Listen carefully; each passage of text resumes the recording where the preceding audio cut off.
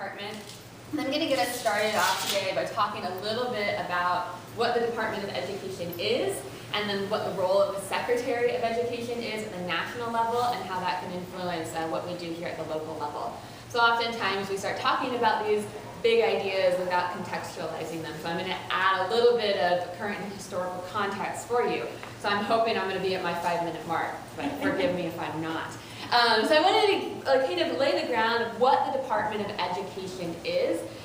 The Department of Education is kind of like a watchdog for education in the United States.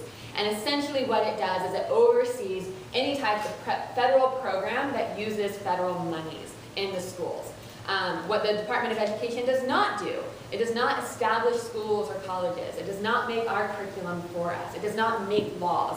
And it's really important that we recognize that when we're talking about Betsy DeVos and her role in the nation today.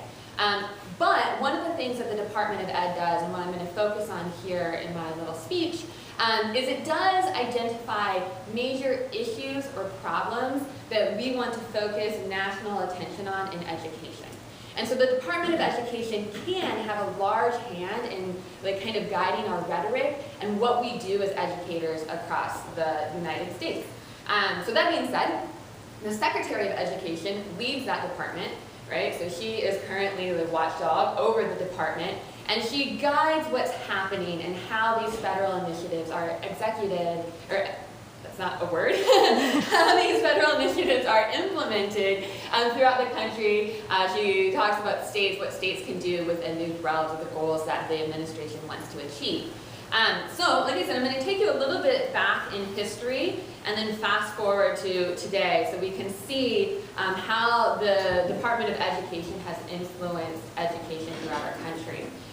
So the first Department of Education wasn't established until 1979. So up until that point, it had been parts of different departments in the federal government and had varying bigger or smaller roles.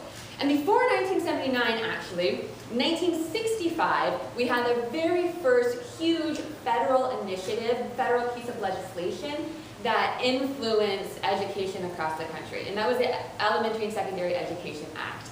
I bring this up for two reasons. The first is I want to point out, if you're ever interested in learning about the development of the ESEA, there's a long history of lobbying, shady deals, backroom conversations that were happening when they were developing this law. And I say that because a lot of those conversations revolved around privatization of schools and religion. And so there was a lot of money, there was a lot of lobbying involved in trying to get federal money to be used for private purposes. And so that's been a thread throughout our education system since we have federal laws and federal involvement in education. So that being said, the second thing that the ESEA did was really focused on civil rights. So a lot of the initiatives that came out of that act were focused on establishing more equitable and equal educational opportunities for students who are otherwise marginalized. That's important that we keep that in mind because from 1965 all the way through the 70s, when we look at education policy and practice, we see a lot of really interesting, really leftist kind of experimentation approaches to education to try to make education more equitable. So we see busing, we see community schools, we see a lot of interesting things come out of that era. 1979, we finally get a Department of Education. And in 1981, President Reagan appoints Terrell Bell as our first Secretary of Education. Now, I want to also point out that Terrell Bell, our first Secretary of Education, had a bachelor's degree, a master's degree, and eventually a PhD in education, right? He was, in Reagan's opinion, too liberal for the position, and he was against him. But Reagan recognized that we needed someone who had some background and professional stature to be in this role, and so he appointed Terrell Bell. One of the things that Terrell Bell did as secretary, again, he didn't pass any laws, but he oversaw the writing of the report, A Nation at Risk. Are you guys familiar with A Nation at Risk? No. Awesome. So what A Nation at Risk did was, it was not a law, it was a report, and it used Cold War rhetoric to to talk about how horrible our schools were, how underprepared our students were to compete internationally, and it called for the standardization of education, essentially. So it called for the standardization of our high school experience, of our curriculum, and our teacher preparation experience. With that in mind, essentially, ever since 1983, when A Nation at Risk came out, we've operated under that framework. So Terrell Bell, even though he didn't pass a law, he wasn't involved necessarily in legislation, he changed the rhetoric for schools ever since then. So our focus on the civil rights movement kind of went away to looking at how can we achieve equity and equality through standardized processes. And that's important. So fast forward, I won't give you the whole history because we might be here all day. There's lots of books like this out there. But if we look more recently, in 2001, No Child Left Behind. We're familiar with that, right? When we look at what Rod Page and Margaret Spellings, who were both the Secretary of Education under President Bush, George W. Bush, they had a federal legislation kind of as their backbone, influencing the rhetoric revolving around school choice, which we'll look at today, around vouchers, and what that meant for what states could start to do, again, in the era of standardization. Fast forward a little bit more, 2009, Arne Duncan is appointed by President Obama as the Secretary of Education, and the Race to the Top initiative was put out there. So Race to the Top had very small, very few federal funds available for states, but what it did was by applying for these funds, it expanded the use of the Common Core state standards and the notion of performance pay. So again, the influence that the Secretary of Education had. Common Core isn't so much on the privatization and individualization, but the notion of performance pay is, right? And so that one act of the Secretary of Education or the Department of Education has had lasting effects. And then that brings us to today. So right before President Obama left office, the ESEA was reiterated, no longer No Child Left Behind, but the Every Student Succeeds Act, or the ESSA. And in 2017, Betsy DeVos took office, and so that's who we're here to talk about today. We've heard her speak on numerous issues, mostly about school choice, mostly about religion, mostly about vouchers, etc. But just recently, to give you an insight about how this rhetoric is influencing education around the country, I came to California from Nebraska. Currently in Nebraska, there's a piece of legislation being proposed to allow charters and vouchers into the state. These have been illegal forever. They've never been a part of schooling in Nebraska, but we're seeing big-time, powerful lobbyists come in and propose these bills. Just recently, yesterday, I was reading about a proposed House Bill 610. You can look it up.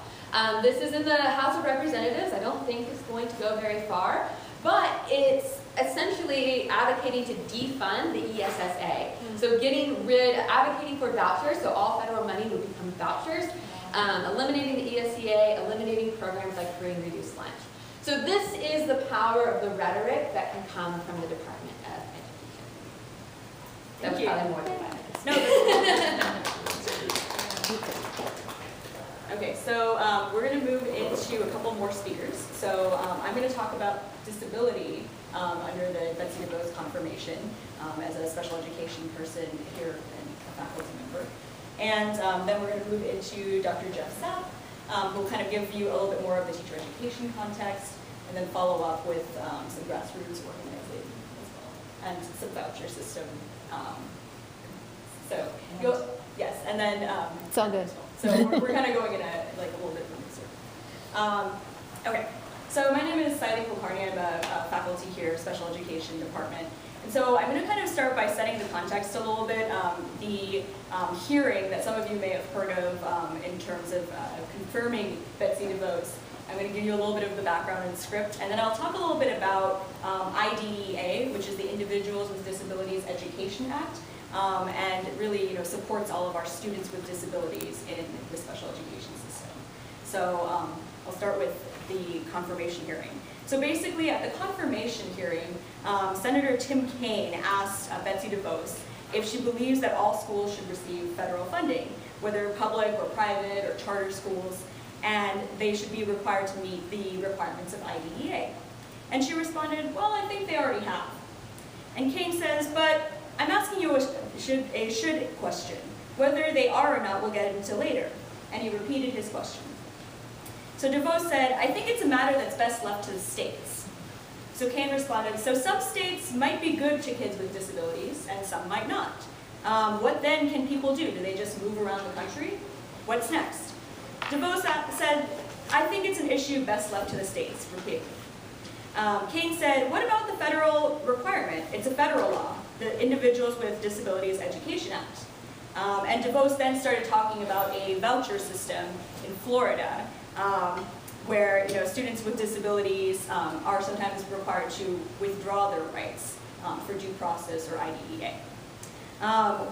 So then Kate interrupted saying, just say yes or no, but she continued, saying that many parents are happy with the voucher program.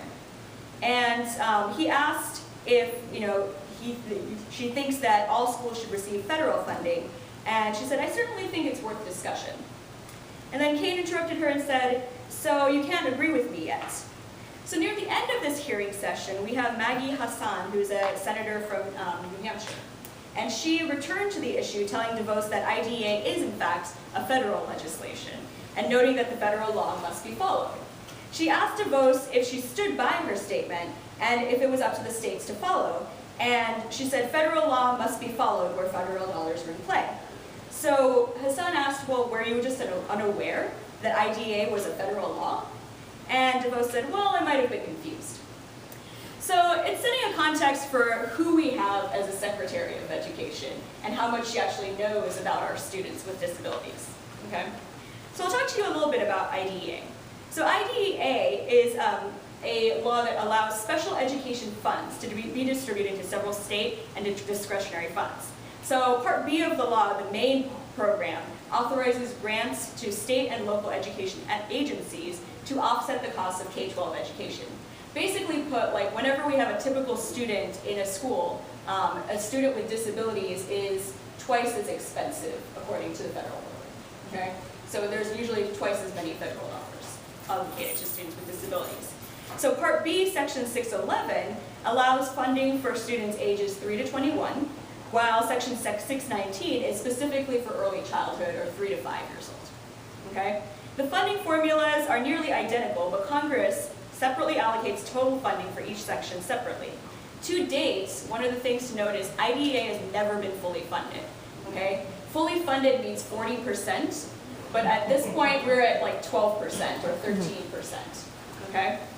So first, while students with disabilities cannot be, So basically what happened is DeVos wrote a letter, now then, to Senator from Georgia, Johnny Isakson, saying, well, let me explain myself. I didn't know what I was talking about that day, but I'm going to try to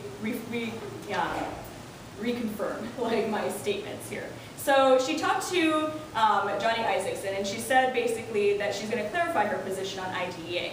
She did talk about how it is a federal law now and use the proper terminology, but at the same time she also talked about success stories of voucher programs that she's known of. Okay? And basically the Center for American Progress wrote earlier this month that some of the underlying issues related to voucher systems are important for us to think about. So I'm going to go into a little bit of the voucher systems. So parents and guardians of students with disabilities who do go under the voucher system are required to sign away their rights, essentially. So if they decide that they're going to go into the voucher system, sometimes they have to sign away their due process rights, and they have to do this in order to receive funding in some cases. Okay? Private schools are also not held to the same standards under IDEA as public education.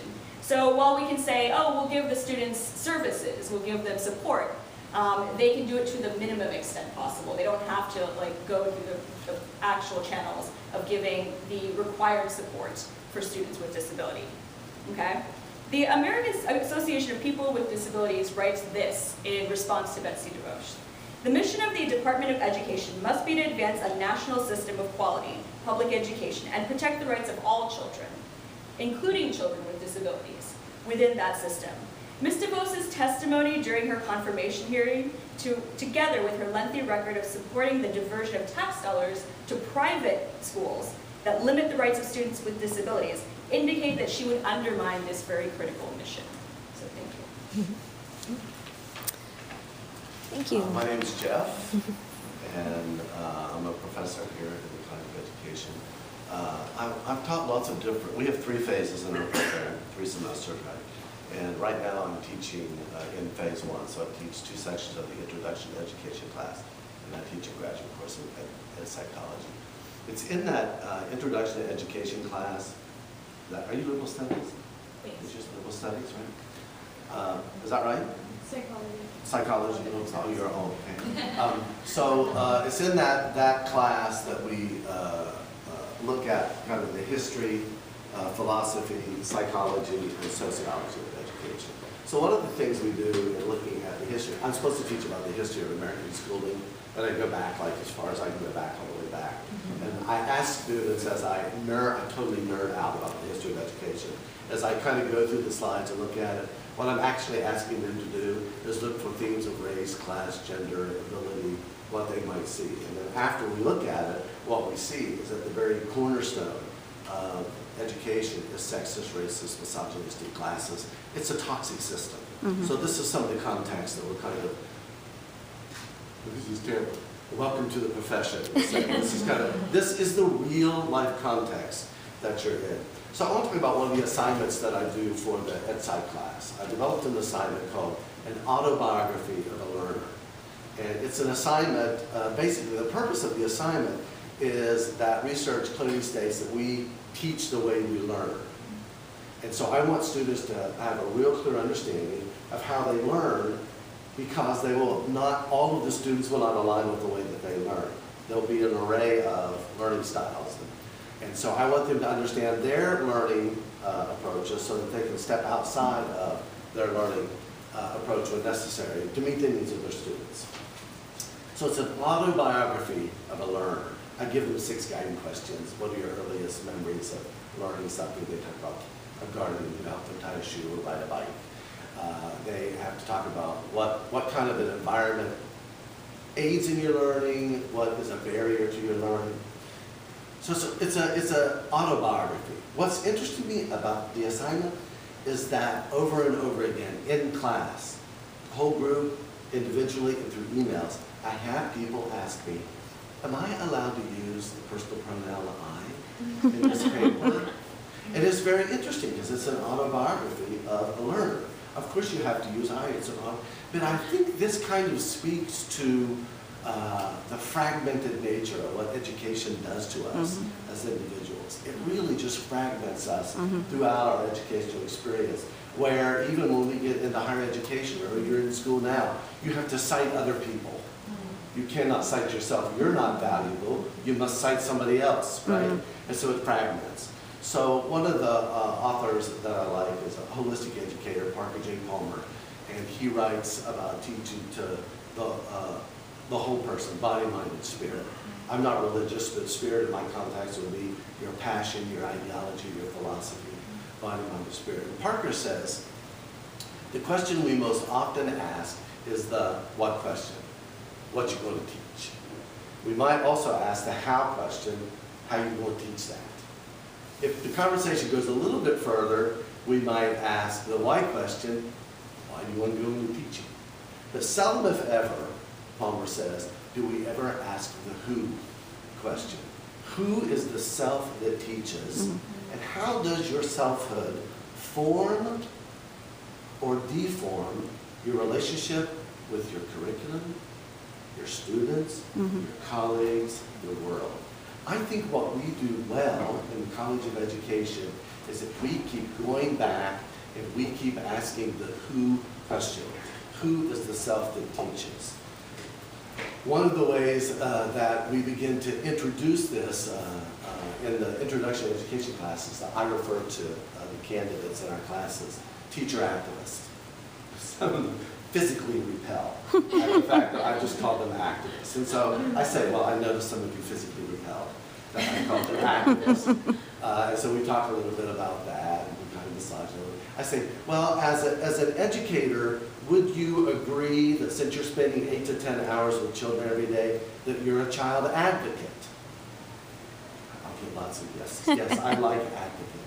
And then I'm kind of cheeky, and I'm like, advocate's just another synonym for activist, okay? But what we're trying to do is kind of take those fragmented pieces from our own educational experiences, and we're trying to offer models of bringing your whole self, who you are, all of yourself, your biases, everything else, the ways you've been formed and the ways you've been deformed, critically looking at that, and understanding that this stuff that we say in higher education about you must be objective is bullshit. You are not objective. You are a subject. You are situated politically and ideologically, and you must teach from your whole self, who you are as a political person. So one of the things that I love about the colleagues that I get to play with all day long is that all of these colleagues are committed to, and many of them I've heard them verbally say, they have platforms midwifing, birthing, and nurturing political consciousness of teachers. Another aspect of what we do, which comes to the DeVos piece for me, is we talk about the philosophies of education. In Introduction to Education, I actually have those due next Monday. Their philosophy of education statement. So we look at that. Well, it's interesting, with a quick activity, I put posters around the room of the various philosophies. They know me 5 minutes. They've known me one period, basically, one night. And I say, where would you suggest that I stand? Every semester that I've done it, they always put me, I think they all point to critical theory. You should stand by critical theory, social reconstructivism, you're a political person, they put me by progressivism. So we talk about it. They all stand by the one that they think identifies them. Go to another one because usually we're more than one. But what we talk about then is, what do you think the philosophy nationally is now? And they choose perennialism or essentialism. All philosophies are equal. Everybody thinks their philosophy is the best one. Okay, all philosophies are equal. But what I'm trying to get them to see is that they may or may not be politically aligned with what's going on nationally, philosophically aligned. Most of them are not philosophically aligned with what's going on nationally. And so again, what we're trying to do is kind of birth this political consciousness that they may begin in a toxic system its cornerstone was toxic, and then they're going to be in a system that they're not politically aligned with. And it's very difficult for, I think, some beginning professionals to get to the political consciousness because they're so concerned about all these other pieces. We're just trying to model that to them in as many ways as we can. We all kind of situate ourselves. I'm queer. I'm in my husband, we're a multiracial family. I'm a family through adoption. I just came from my daughter's IEP meeting. We're always talking about ability. I'm monolingual. We're always talking about all of these identity issues as models of how to bring wholeness together so that students can kind of take that shattered self and begin to bring it together and form their political consciousness. So that's some of the work that we do. I think it speaks to the fact that we may or may not be in line with what's going on nationally. Understanding where you are situates you politically, and that's important. I'll just close by saying that one of my favorite philosophers is Maxine Green. And she says that only a teacher in search of her or his own freedom can inspire others to go in search of their freedom. So that's really what we're about. We're about our search for freedom. I can't define that for you. You have to define that. That it is an action-oriented political act to be situated. And so that kind of speaks to DeVos. And that's some of the things that I'm doing in the phase 1 introductory classes. Thank you for letting me share.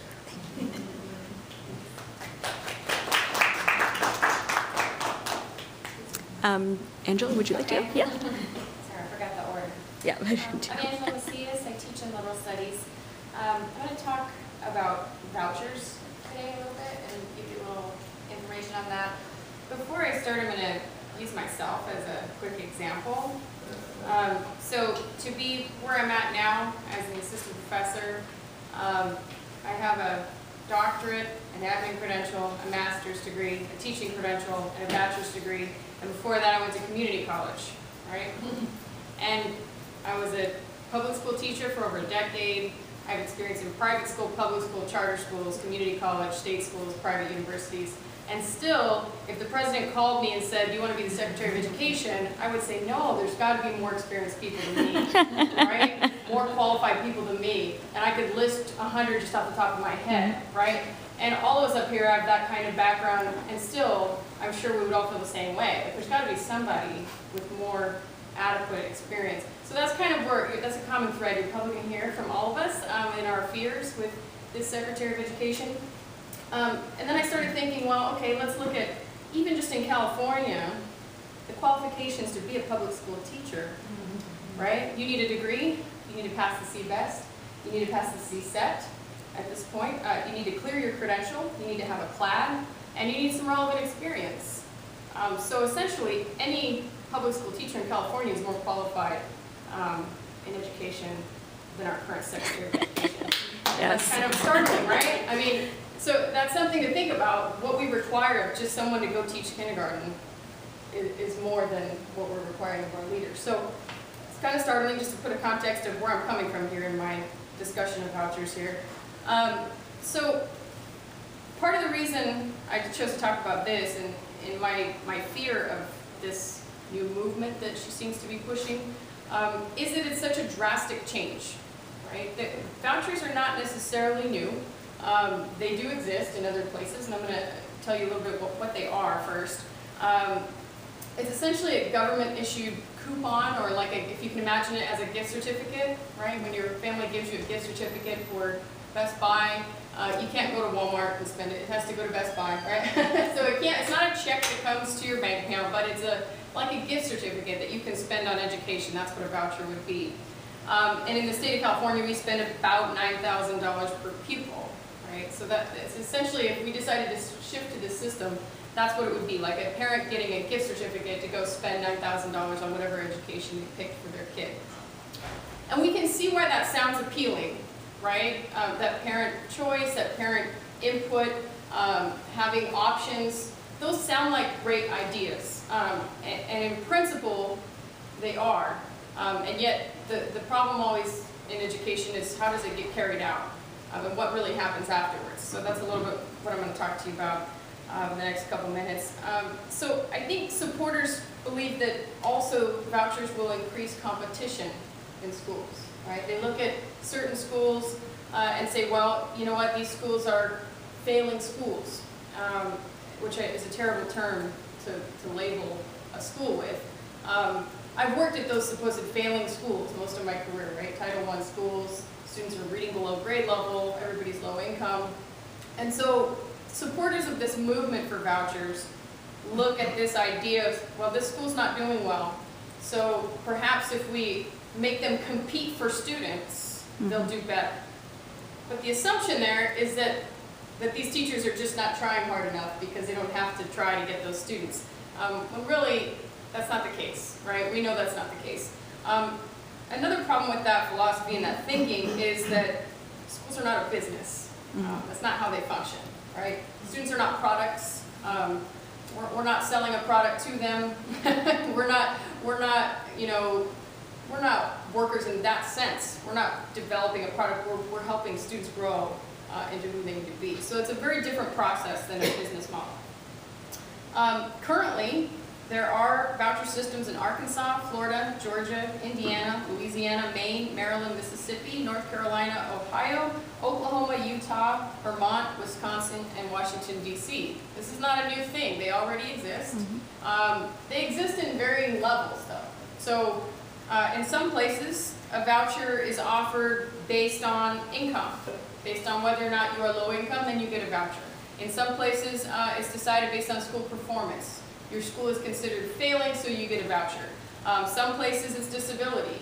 oh, your public schools don't offer this, so you have this disability. Oh, I've read about one where there's a voucher for students with dyslexia to go to a special dyslexia school, right? So there's different types of vouchers out there.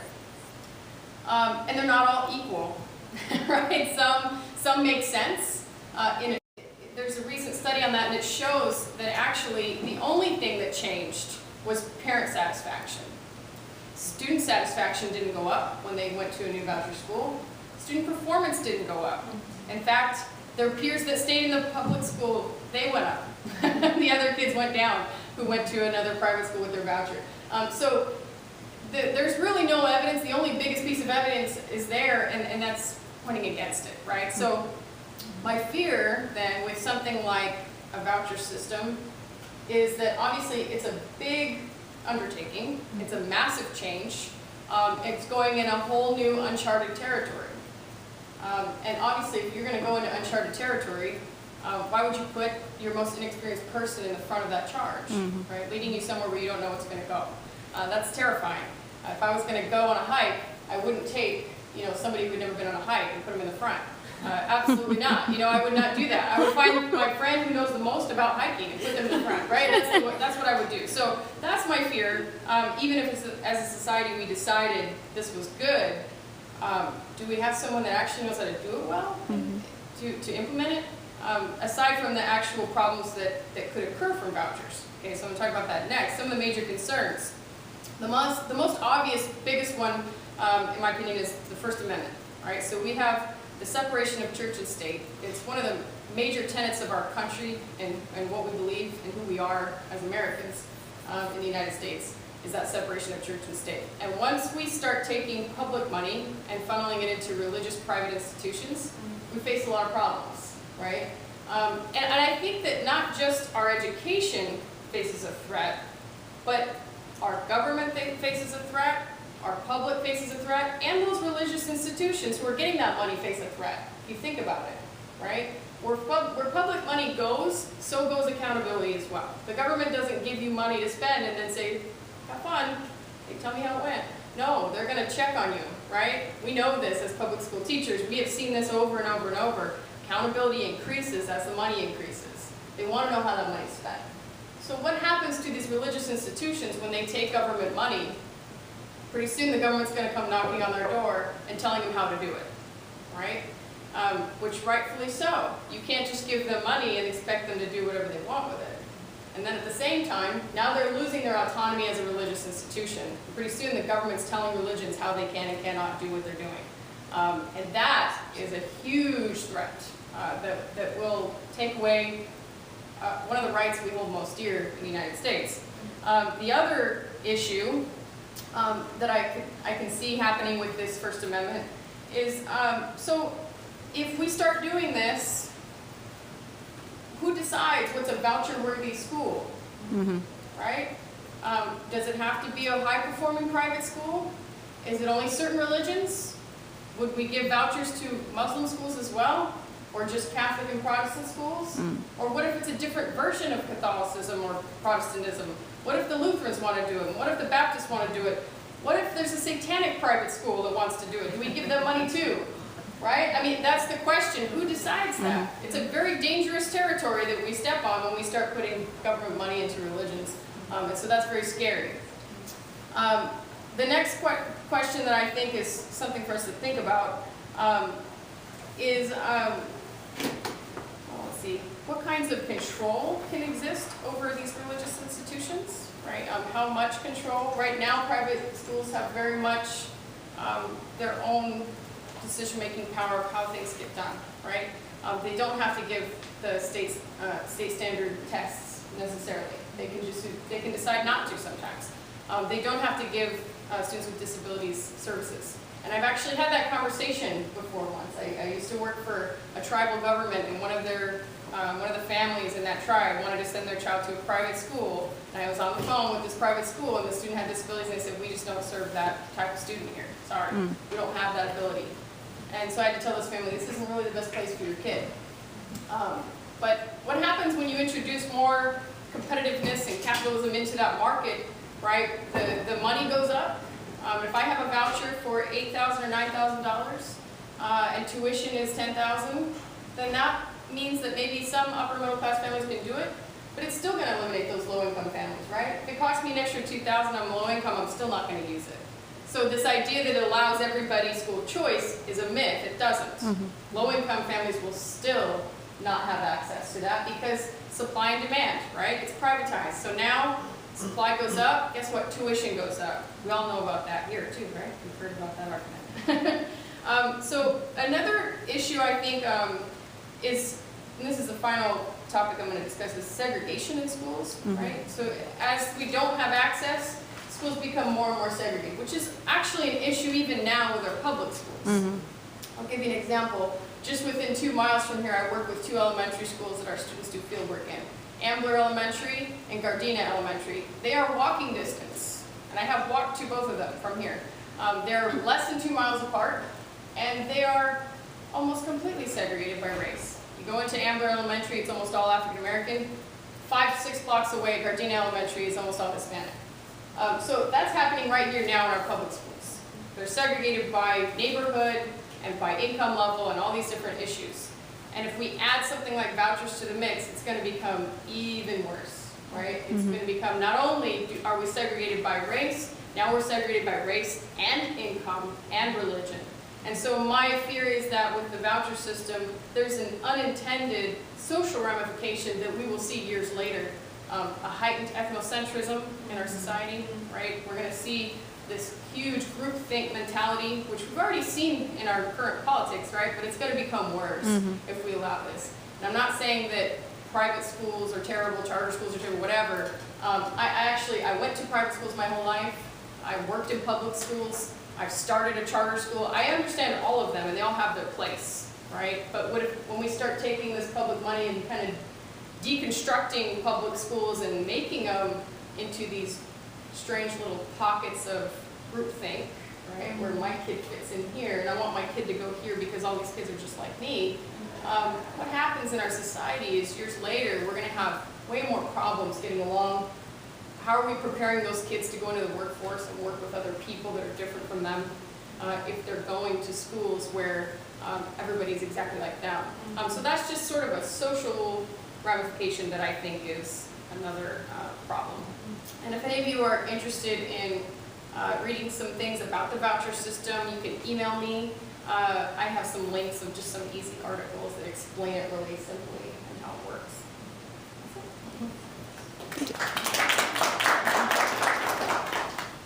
Okay, so I'm Heather Kurtzia, and my specialty is peace education. So what that is how education systems are either designed to promote a culture of war and violence or promote a culture of peace, okay, and social justice. And so I'm going to take from what Angela's talking about and just sort of broaden it a little bit. You started talking about the Constitution. I'm going to focus on democracy, okay, and money and democracy specifically, because I'm not sure if any of you saw, but the DeVos family has possibly, and this is what she said in her statement, given over $200 million to the Republican Party, okay? And I think that this has significant implications for democracy in general. So I'm going to start talking about the DeVos family, and I'm going to move from that to some research about generally money in American politics, because when we're talking about democracy, education is fundamental to democracy, and the more money we have deciding what education policy is, maybe the less likely we are to have a functioning democracy, okay? This is the question. So in the 2016 election alone, the DeVos family gave $1.8 million to the Republican Party. And going back in history, this is not new. So in 1997, Betsy DeVos stated in roll call, "I have decided to stop taking offense at the suggestion that we are buying influence," she wrote. "Now I simply concede the point. They are right. We do expect something in return. We expect to foster a conservative governing philosophy consisting of limited government and respect for traditional American values," brackets Christian, right? We know what she's saying. "We expect a return on our investment." So 20 years ago she says that, and 20 years later, here's her return on her investment. She's the Secretary of Education, okay? To be confirmed, I'm not sure if you're aware that DeVos had a somewhat difficult process.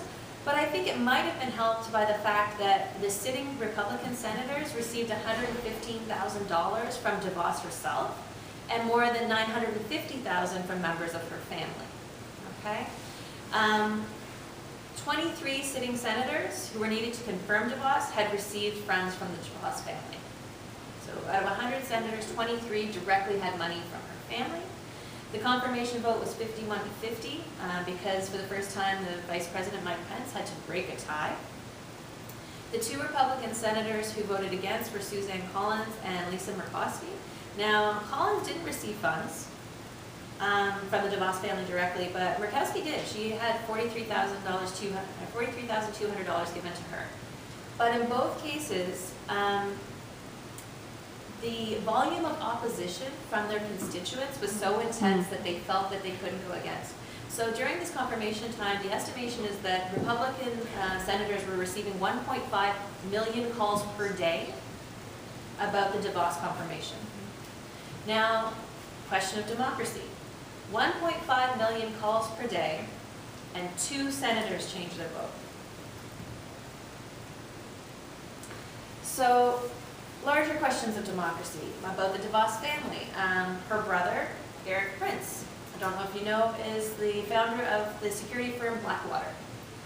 If you've heard about Blackwater, you have probably heard a number of accusations against them. They've generally been used throughout the Middle East to do the work that the U.S. military cannot do without severe repercussions. They are implicated in torture, killing of civilians, excessive force. I mean, all of the sensitive operations that would be considered illegal under the U.S. Constitution, Blackwater's been carrying those out, and that's Betsy DeVos's brother. Okay, how did he get those contracts? Where's the influence there? Right? Remembering I'm a peace educator, right? So this is all about education for a culture of war and violence, or education for a culture of peace and social justice. So broadening into the Trump administration and money and democracy in general, 6 of Trump's appointments, the original appointments, had given $11.6 million to his campaign alone. So essentially, can you buy a spot in the administration? Okay. Now, one of those original 6 that I have that number from, Hudser actually was for Secretary of Labor, and he had to stand down due to the allegations of abuse that were against him. So that has since changed. So now it's 5. And I don't know, I think that shifts the number from around 11.6 million. I think he had given around 600,000 from what I can find. So still $11 million was given. 5 people got positions. Okay. The Koch brothers spent $889 million through their diverse organizations, shall we call them, for the 2016 elections alone. Emails have now, since his appointment and confirmation, come out that he has an incredibly close, the Koch brothers have an incredibly close relationship with Scott Pruitt, who is now the head of the Environmental Protection Agency. The Koch brothers are oil and gas guys. That's how they make their money. And Pruitt is against climate change. He doesn't believe it's real, and he's working to roll back environmental protections. Does that have anything to do with the Koch brothers' money? I don't know. Questions for democracy. So these are all sort of questions that I'm asking, but I would like to point out that there is a lot of research about this, and there's a 2014 study that I posted in the resources, which we provided the link for, by Gillens and Page. They looked at 1,779 policy issues in the United States, and they looked to see who supports policies that get passed. Okay? So they're looking at, is it the top 1%, is it the middle class people, is it lobbyists for leftists such as unions, or lobbyists for the right, which are traditionally considered business interests. And what they found is that when the preferences of economic elites, and these are all quotes, so when the preferences of economic elites and the stands of organized interest groups are controlled for, the preferences of the average American appear to have only a minuscule, near zero, statistically non-significant impact upon public policy. The preferences of economic elites have far more independent impact upon policy change than the preferences of average citizens do. And when a majority of citizens disagrees with economic elites or with organized interests, they generally lose. Moreover, because of the strong status quo bias built into the US political system, even when fairly large majorities of Americans favor policy change, they generally do not get it. So I think that DeVos is a really prime example right now of a very strong concern for democracy in America. And I think if we think that democracy is representation by the people for the people, it's a pretty clear example that that might not be what's happening right now. Sorry. Good morning. Yes. My name is Alexia Reyes McGovern. I teach here in teacher education.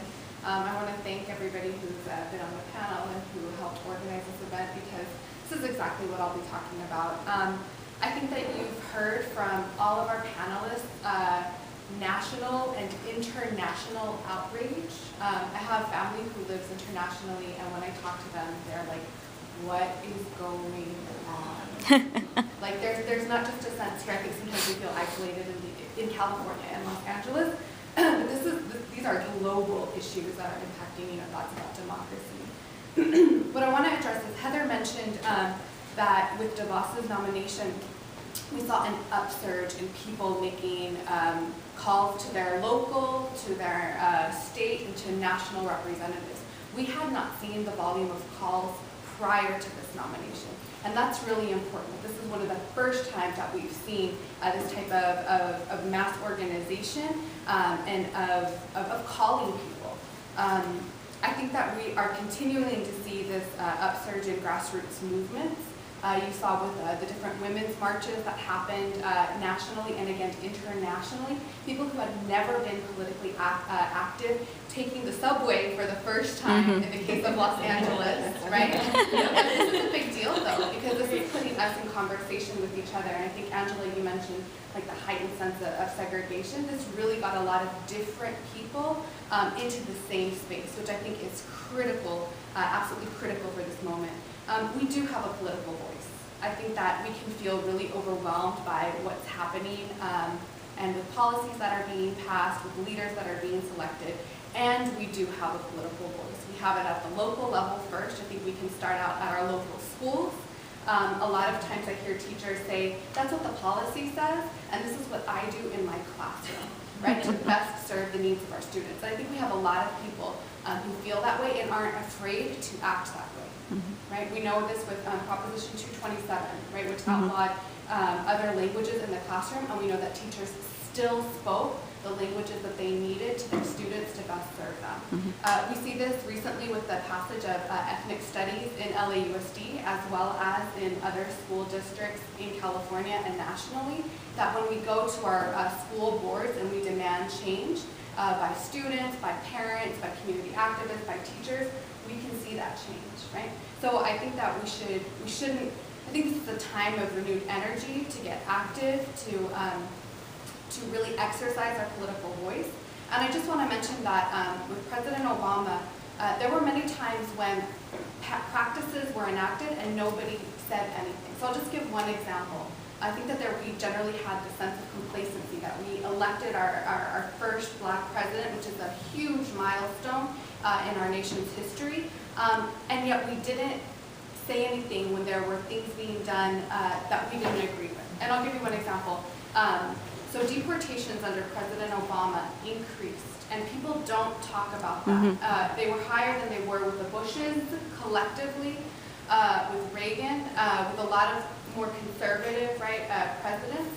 And there wasn't mass outrage at the 2 million people that were deported during this administration, during the previous administration. When we talk about Trump has a different rhetoric around deportations, and this is what I think is getting people more riled up to say, wait a minute, but mass deportations have historically existed in the United States. The last big deportation that I remember in the community where I was living was 2008, when I think 1,000 Guatemaltecos were deported from the community. And so the thought that this is new, this isn't new, but all of a sudden there's there's a heightened sense of outrage and there's a heightened sense of political activism. And this is something that I think is very important for us to continue. And I think there are ways that we can continue to say, wait, this is a democracy, or at least we can be in pursuit and actively struggling for a democracy, which I think that we need to remember that democracy was never handed to us. We have always had a history of resistance and a history of struggle, both in this nation and globally, and I think that that's something that we absolutely must continue in the face of a lot of these inequities, more than inequities, right? Violent, hateful acts that are happening.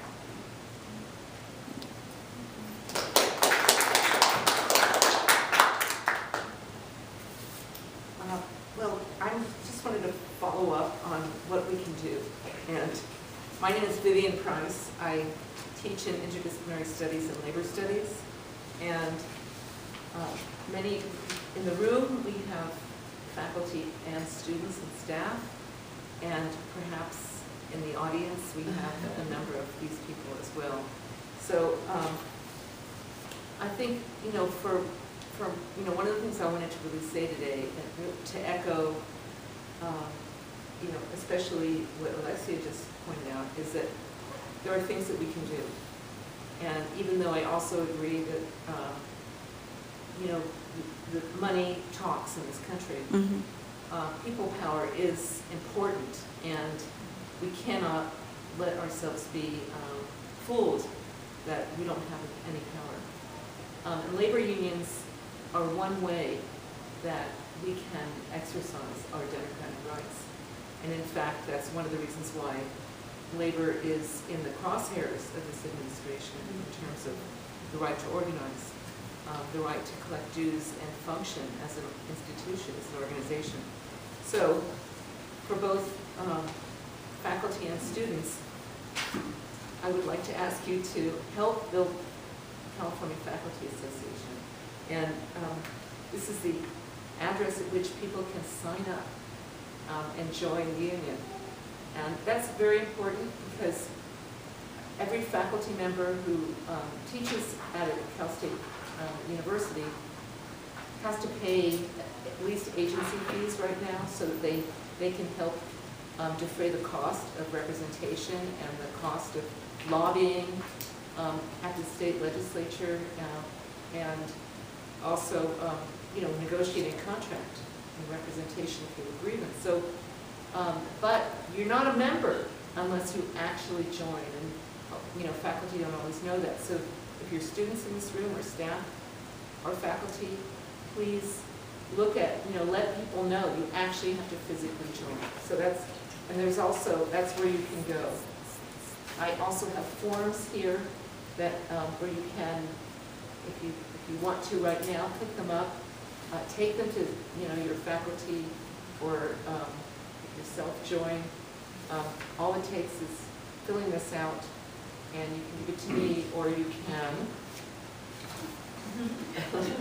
call 310-243-2168. I thought about this for a little bit. It's also CFA CSUDH. CFA CSUDH at csudh.edu. Very handy print out here. If you want to join, you want to find out more about what we're doing as a union.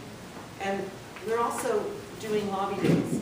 So we're talking about the federal level, right? That's the U.S.